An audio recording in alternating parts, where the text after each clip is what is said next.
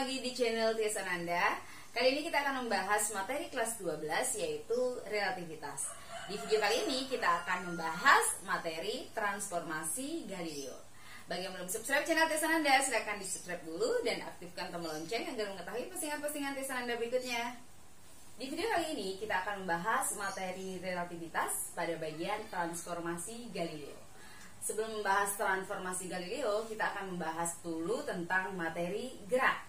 Karena materi ini sangat erat hubungannya dengan transformasi Galileo. Oke, di sini kita melihat kata relativitas. Nah, relativitas pertama kali ditemukan oleh Albert Einstein. Kenapa bisa muncul teori relativitas? Ini mungkin kalian mengetahui bahwa ada istilah fisika klasik dan fisika modern. Jadi relativitas ini masuk ke dalam fisika modern. Fisika klasik itu adalah fisika yang mengacu pada teori-teorinya Newton. Jadi mempelajari gerak dalam kehidupan sehari-hari. Nah, ternyata penemuan Newton ini memiliki kelemahan juga, yaitu hanya bisa meneliti benda yang memiliki kecepatan yang kecil. Nah, bagaimana dengan benda yang memiliki kecepatan yang sangat cepat, misalnya adalah elektron dan cahaya. Nah, para ilmuwan berusaha untuk meneliti gerak benda untuk benda yang memiliki kecepatan yang sangat cepat, sehingga muncullah teori relativitas Albert Einstein yang dikenal dengan istilah kemudian teori fisika modern. Teori relativitas ada dua, yaitu teori relativitas umum dan teori relativitas khusus. Yang dipelajari di SMA itu adalah teori relativitas khusus, yaitu mempelajari gerak dengan kecepatan konstan. Jadi kerangka acuannya itu inersia. Sedangkan yang umum itu adalah kerangka acuannya dipercepat. Ini matematikanya rumit, ini tidak dipelajari di SMA. Jadi di sini kita membahas dulu tentang gerak. Apa itu gerak? Gerak adalah perubahan posisi terhadap titik acuan tertentu. Jadi di sini Ibu garis bawahi ada titik acuan tertentu. Apa artinya titik acuan tertentu? Berarti kalau berbeda titik acuannya, maka definisi gerak pun bisa berbeda. Itu yang dikenal dengan istilah relatif. Ya, setiap gerak relatif terhadap titik acuannya. Ilustrasinya mungkin seperti ini ya. Misalnya sebuah mobil, anggap mobil ya, berjalan dengan kecepatan V melewati sebuah pohon yang ada di pinggir jalan. Pohonnya tentu diam ya di pinggir jalan. Nah, mobil ini bergerak. Nah, menurut si mobil, maka dia akan melihat si pohon ini bergerak. Tetapi kalau kita melihat acuannya si pohon, justru si pohon yang melihat si mobil ini yang bergerak. Nah, siapa yang benar? Relatif, gitu ya. Nah, misalkan sekarang ada orang di dalam mobil yang duduk diam di kursinya. Mobil ini kembali melewati si pohon, gitu kan? Nah, menurut kalau kita mengambil titik acuannya si mobil, maka dia akan melihat orang yang diam di mobilnya ini, yang duduk di mobilnya ini adalah dalam kondisi yang diam, tidak bergerak. Tetapi bagaimana kalau kita mengambil titik acuannya si pohon? Maka menurut si pohon, orang yang duduk di mobil ini bergerak. Kenapa? Karena dia bergerak melewati dia di dalam mobil. Seperti itu. Itu yang dikenal dengan istilah relatif. Maka bisa dibilang siapa yang benar? Ya, keduanya benar, karena itu relatif, tergantung orangnya. Jadi relatif itu kan tergantung, gitu ya. Atau misalnya kasus gini ya. Misalkan kita ini bumi, kita diam di dalam bumi, misalnya oke lah duduk di dalam bumi, gitu ya. Kemudian bumi ini tentu mengitari si matahari ya. Ini akan melingkar mengitari matahari, kan seperti itu.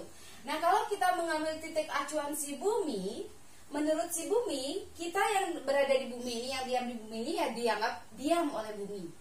Tapi kalau kita mengambil titik acuannya si matahari, maka dia akan melihat kita yang duduk di bumi ini ya bergerak. Kenapa? Karena kita berada di dalam bumi yang bergerak mengitari matahari.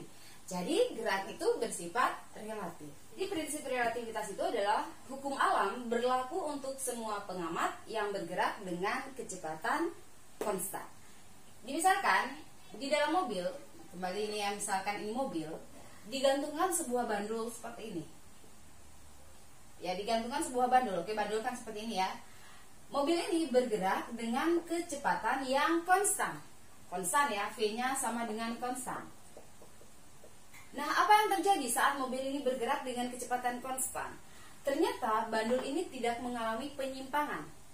Ya, bandul ini tidak mengalami penyimpangan. Bandul ini tetap lurus turun, tidak menyimpang sama sekali jika dia bergerak dengan kecepatan konstan. Tetapi saat mobil ini digerakkan ya dengan kecepatan yang berubah, jadi V-nya berubah dengan kecepatan yang berubah, ternyata bandul ini akan menyimpang seperti itu. Dia akan bergerak menyimpang.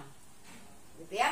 Jadi hukum alam berlaku untuk semua pengamat yang bergerak dengan kecepatan yang konstan. Sekarang kita baru lanjut ke transformasi Galileo. Jadi transformasi Galileo ini ada hubungannya dengan gerak relatif yang kita bahas tadi ya. Di sini kita melihat ada kata transformasi. Transformasi itu apa? Transformasi ya perubahan gitu ya. Transformasi kan berubah gitu ya. Transformasi dari satu titik ke titik yang lain atau dari satu titik acuan ke titik acuan yang berbeda. Mana transformasi Galileo itu? Oke, coba kita gambarkan. Misalkan ada dua orang. Kita misalkan ya, si biru misalkan dengan si merah. Itu misalnya ya. Si biru titik acuannya itu kita sebut dengan O. Si merah kita sebut titik acuannya dengan O aksen. Kemudian di sini ada sebuah benda, ya benda atau titik yang kita sebut dengan titik P misalnya. Oke, kemudian si merah ini bergerak menjauhi si biru dengan kecepatan V. Dia akan mendekati benda P ini. Kalau kita gambarkan ulang berarti akan menjadi seperti ini ya. Ini si biru dengan acuan O, kemudian si merah karena dia sudah bergerak, jadi dia akan berada di tempat ini. Kemudian di sini misalkan ada bendanya itu adalah P. Sekarang berarti berapa jarak titik P relatif terhadap si biru dan berapa jarak titik P relatif terhadap si merah. Oke, kita misalkan ya. Jarak dari si biru terhadap titik P, jadi ini ya, ini jaraknya kita sebut dengan X misalnya. Kemudian jarak dari si biru terhadap si merah kita sebut dengan istilah D. D itu berarti adalah V dikali T. Kemudian misalnya jarak dari titik si merah terhadap titik P atau benda P itu kita sebut dengan X aksen. Maka di sini kita akan menurunkan bagaimana rumus jarak relatif antara P terhadap si biru dan P terhadap si merah. Jadi kalau kasus ini kita gambarkan dalam koordinat, mungkin kalian sering melihat di buku ada koordinat seperti ini ya. Nah, seperti ini ya.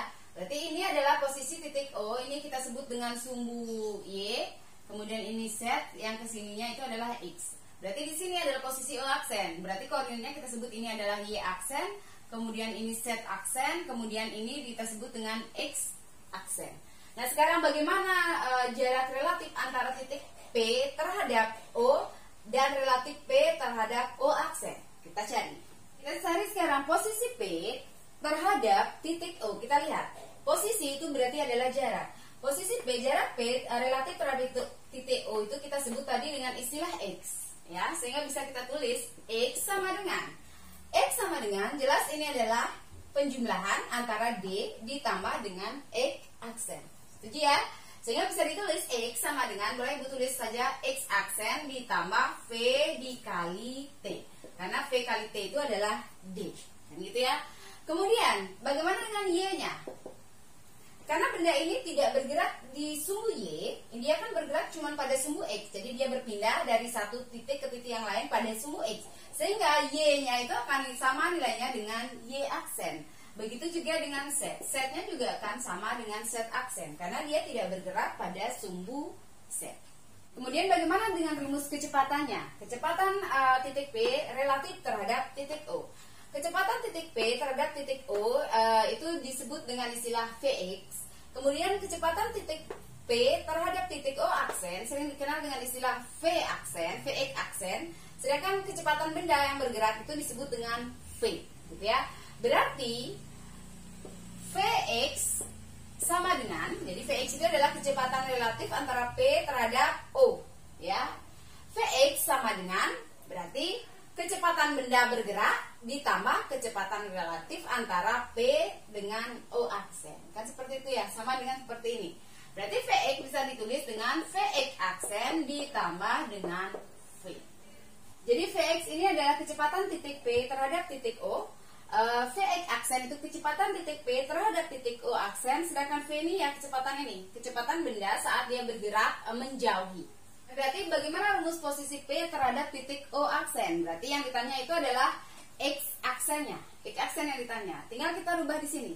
Kalau X itu sama dengan X aksen ditambah V kali T, berarti rumus X aksen akan menjadi X dikurangi V dikali T. Dan seperti itu saja. Sama juga dengan kecepatannya. Jadi kecepatan P terhadap titik O aksen itu berarti kita tulis, berarti yang ditanya itu adalah Vx aksen.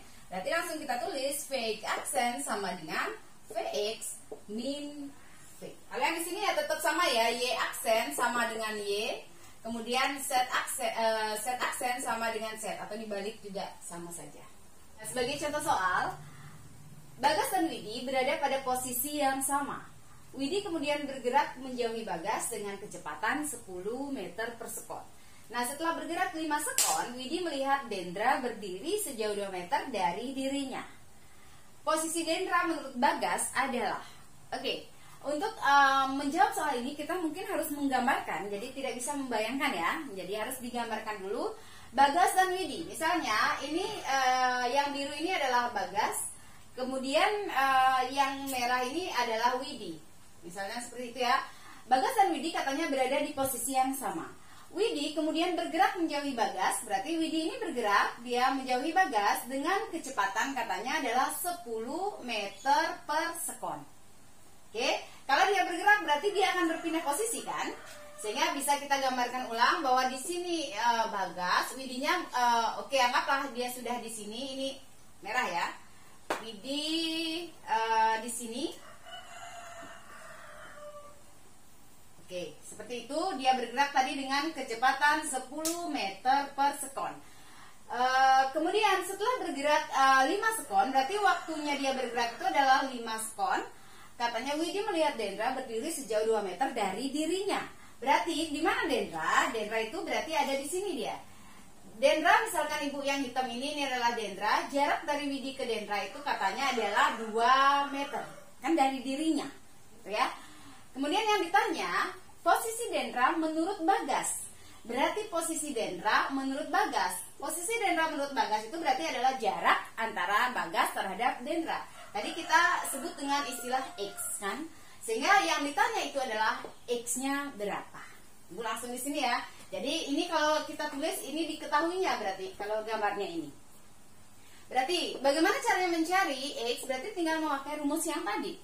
Ya, X sama dengan X aksen ditambah V dikali T. X aksen itu yang mana? X aksen itu adalah jarak Widi terhadap Dendra. Ya kan? Sehingga ini kita kalau tulis ini adalah X aksennya sama dengan 2 meter. Jadi tinggal X sama dengan 2 ditambah V-nya adalah 10, T-nya adalah 5. Berarti X sama dengan ini adalah 52 meter. Berarti jarak Dendra menurut si Bagas terhadap si Bagas itu adalah 52 meter.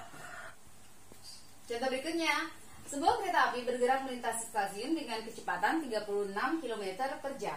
Seorang penumpang dalam sebuah gerbong berjalan dengan kecepatan 5 km per jam. Berapakah kecepatan penumpang tersebut menurut pengamat yang berdiri di stasiun jika A. Penumpang bergerak searah gerak kereta api, B. Penumpang bergerak berlawanan dengan gerak kereta api. Untuk menjawab ini berarti kita perlu menggambarkan juga. Jadi sebuah kereta bergerak melintasi stasiun. Jadi kita anggap ini adalah sebuah kereta api. Jadi anggaplah seperti itu keretanya, Ibu nggak pinter gambar ya. Bergerak dengan kecepatan katanya adalah 36 km per jam. Kemudian seorang penumpang dalam gerbong berjalan dengan kecepatan, berarti di sini katanya ada penumpang yang berjalan. Yang berjalan dengan kecepatan berarti kita sebut ini dengan berjalan, ini adalah Vx aksen, berarti kecepatannya itu 5 km per jam. Kemudian berapakah kecepatan penumpang tersebut menurut pengamat yang berdiri di stasiun? Berarti di sini misalnya ada seorang pengamat yang berdiri di stasiun, ditanyakan di soal berapakah kecepatan penumpang menurut si pengamat jika, berarti yang ini kita menjawab yang nomor A ya. Penumpang bergerak searah gerak kereta api. Apa artinya searah gerak kereta api? Karena kereta apinya bergerak ke depan, penumpangnya di sini bergerak ke depan juga. Jadi ini Vx, aksennya bergerak ke depan juga. Yang ditanya berarti adalah berapakah kecepatan orang tersebut menurut pengamat yang berada di stasiun. Yang ditanya adalah Vx-nya. Berarti kita langsung menggunakan rumus, kita langsung menjawab ya. Ini Vx sama dengan Vx aksen ditambah kecepatan benda ini, ya kan? Jadi ini kereta, orang itu berada di dalam kereta dengan kecepatan Vx aksen, berarti ya Vx aksen ditambah kecepatan ini V. Kan seperti itu. Berarti Vx sama dengan Vx aksennya adalah 5 ditambah 36. Berarti 41 km per jam. Pertanyaan yang nomor B, jadi sama sebenarnya, tapi yang nomor B, yang ditanya penumpangnya katanya bergerak berlawanan arah dengan arah gerak kereta api. Jadi kalau kita gambarkan ulang, berarti ini ada kereta api, kemudian tadi dengan kecepatan V 36 km per jam. Kemudian di sini ada pengamat yang berdiri di stasiun. Kemudian di sini ada penumpang yang bergerak katanya, tetapi sekarang bergeraknya berlawanan arah dengan gerak kereta. Berarti kereta bergerak ke depan, berarti dia bergerak ke belakang seperti ini. Apa artinya? Berarti nilai kecepatannya adalah bernilai negatif. Ya kan? Kalau benda bergerak berlawanan arah, berarti dia Vx-nya, berarti kecepatannya itu negatif. Berarti bisa ditulis di sini Vx aksennya yang tadi 5 berarti menjadi min 5 km per jam. Berarti rumusnya tinggal memakai itu lagi, bahwa Vx sama dengan Vx aksen ditambah V. Berarti Vx sama dengan Vx aksen, berarti di sini adalah min 5 ditambah 36. Berarti di sini adalah 31 km per jam. Oke, berikutnya. Seorang tukang ojek mengendarai motor dengan kecepatan 72 km per jam melewati Santi yang menunggu angkot di pinggir jalan. Selang 5 detik setelah tukang ojek lewat, Santi melihat burung terbang searah dengan tukang ojek pada jarak 10 meter. Tentukan jarak burung terhadap tukang ojek. Oke, seorang tukang ojek mengendarai motor dengan kecepatan 72 km per jam. Berarti kita harus gambarkan dulu. Misalkan di sini ada tukang ojek katanya yang melewat dengan kecepatan 72 km per jam. Jadi bergerak ke depan, kita anggap melewati Santi yang menunggu angkot di pinggir jalan. Kita anggap ada Santi di sini. Jadi ini yang warna merah ini adalah Santi. Kemudian selang 5 detik setelah tukang ojek lewat, berarti di sini diketahui ada T sama dengan 5 sekon. Santi melihat burung terbang searah dengan tukang ojek. Jadi di sini ada katanya burung terbang yang searah dengan tukang ojek pada jarak 10 meter. Berarti ini jaraknya ini adalah X-nya itu adalah 10 meter. Kemudian tentukan jarak burung terhadap tukang ojek. Berarti yang ditanya itu adalah jarak burung ini terhadap tukang ojek. Berarti ini adalah X aksennya. Jadi di sini itu adalah dia bergerak dengan kecepatan V dikali T. Dari tukang ojek melewati Santi itu geraknya itu adalah V dikali T. Kan gitu ya? Karena burung ini ada di belakangnya tukang ojek. Berarti bagaimana rumusnya? Karena yang ditanya itu adalah X aksen, otomatis. Jadi X aksen itu adalah X jarak burung terhadap Santi dikurangi jarak dari tukang ojek bergerak melewati Santi tersebut. Berarti dikurangi V dikali T. Berarti sama dengan X-nya itu adalah 10 dikurangi V-nya itu adalah 72 dikali T-nya itu adalah 5. 72 km per jam kalau kita jadikan meter per sekon itu adalah 20 meter per sekon. Berarti ini kita ganti saja dengan 20, jangan kita masukkan 72 ya. 20, berarti sama dengan 10 dikurangi 100. Berarti X aksennya itu adalah min 90 meter. Apa artinya min? Artinya dia berada di belakang, karena dia berada di belakang tukang ojek. Kita boleh ditulis bahwa X aksen sama dengan 90 meter di belakang tukang ojek. Karena tanda min itu menandakan bahwa dia berada di belakangnya. Demikianlah materi kita hari ini, semoga bermanfaat. Dan kalau dirasa bermanfaat, silakan di like dan di share. Dan jangan lupa bagi yang belum subscribe channel Tulisan Anda, silakan di subscribe dulu dan aktifkan tombol lonceng agar mengetahui postingan-postingan Tulisan Anda berikutnya. Dadah!